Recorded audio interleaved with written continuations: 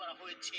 হাত ইশারায় আর্জেন্টিনা ও মিশরের ম্যাচে এভাবেই বললেন মিশরের কোচ। এছাড়াও ম্যাচ শেষে সরাসরি রেফারির দোষ দিলেন তিনি।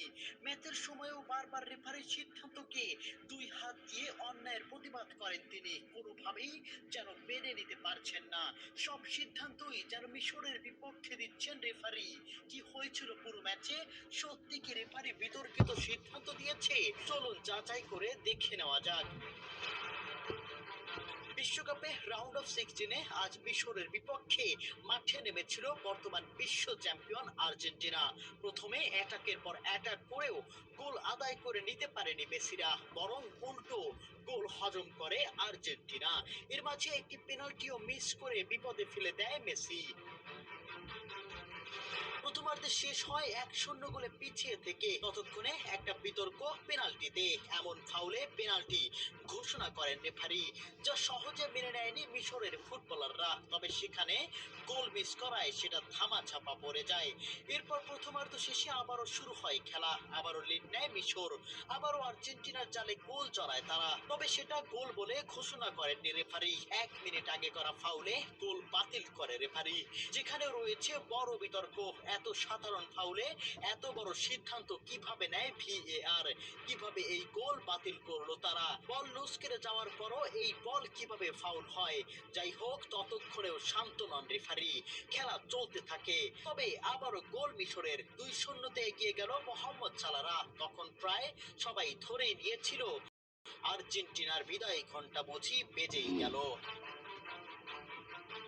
তবে মেসি যে মাঠে আছে এটা মনে রাখতে হবে সবার। ৭৯ মিনিটে মেসির দারুণ ক্রসে গোল করেন আর্জেন্টিনার ডিফেন্ডার ক্রিস্টিয়ানো রোমেরো। নাটক শুরু এখান থেকেই।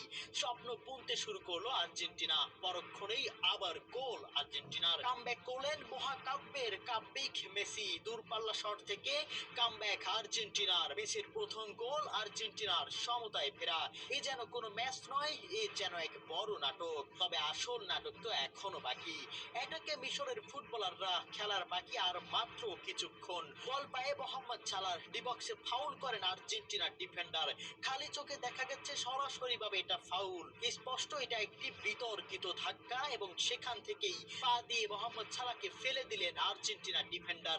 এটা কিভাবে ফাউল হয় না? একটাবার বিবেক খুলে বলুন, এটা কোন ধরনের নৈতিকতা থেকে ফাউল ধরলেন না রেফারি? তবে সবচেয়ে মূল বিষয়, মোহাম্মদ সালাহকে এমন স্পষ্ট ফাউল না দেওয়ায় পেনাল্টি পায় না মিশর, যেখানে সরাসরি জয় বঞ্চিত হন মোহাম্মদ সালাহরা। ততক্ষণে রেফারির কাছে আবেদন মোহাম্মদ সালাহদের। আবেদন নাকচ। খেলা চলতে থাকে।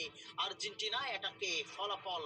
লাউতারো মার্তিনেসের ক্রস থেকে গোল করেন অ্যানজো ফার্নান্দেজ। অবাক পুরো স্টেডিয়াম, অবাক মিশরের কোচ ও কোচিং স্টাফরাও। এটা কিভাবে সম্ভব? ততক্ষণে রেফারির কাছে চলে গিয়েছেন মোহাম্মদ সালাহ। বারবার বোঝাচ্ছেন এটা তো ফাউল, এটা তো পেনাল্টি।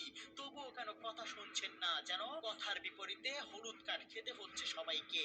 একের পর এক হলুদ কার্ড। সেই হলুদ কার্ড পরিণত হলো লাল কার্ডে। এরকম বিতর্কিত সিদ্ধান্ত দেখেই দুই হাত দিয়ে ক্রস করে বুঝিয়ে দিলেন, তোমরা বিকৃত, তোমরা আমাদের সাথে অন্যায় করলে। নিজের স্টাফরা ততক্ষণে নিষেধ করছিলেন মিশরের কোচকে, তবে তাকে যেন থামানোই যাচ্ছে না। বারবার হাত দিয়ে প্রতিবাদ করে ইশারা করছেন তিনি। প্রিয় দর্শক, আপনাদের কাছে কি মনে হয় পুরো ম্যাচটি এত সিদ্ধান্ত, এত বিতর্কিত ঘটনা কিভাবে হয় একটি ম্যাচে?